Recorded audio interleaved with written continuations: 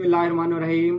आज बात करेंगे असद 2018 के लिए मई का महीना कैसा रहेगा। तो सबसे पहले बात करते हैं आपके लॉर्ड यानी बुर्ज असद के मालिक शम्स की। सितारा शम्स की जो पोजीशन है इस महीने वो बहुत ज़्यादा पॉजिटिव है और ऐसी जगह बैठा है, कारोबारी हवाले से बहुत ज़्यादा पॉजिटिव है। जो लोग जॉब करते हैं उनके लिए बहुत ज़्यादा पॉजिटिव है, उन्हें तरक्की मिल सकती है।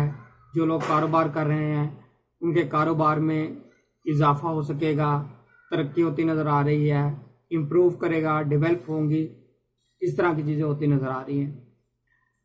अगर बात करें ज़मीन जायदाद के हवाले से बहुत ही पॉजिटिव महीना रहेगा।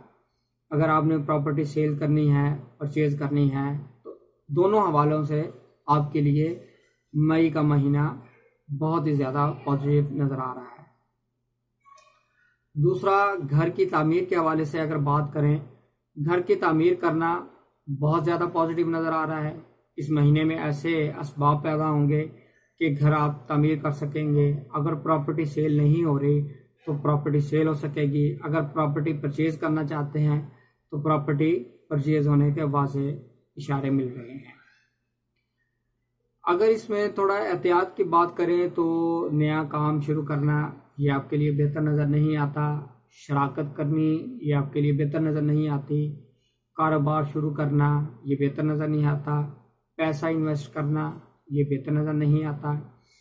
फॉरेन ट्रैवल के लिए आपके लिए इतना ज़्यादा पॉजिटिव नज़र नहीं आ रहा।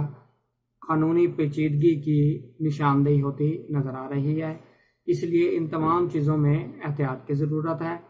उम्मीद करता हूँ आपको मेरा ये वीडियो पसंद आया होगा और मेरे चैनल को सब्सक्राइब कर लें ताकि आपको आने वाली वीडियो मिलती रहे। अपना ख्याल रखिएगा। खुदा हाफिज़।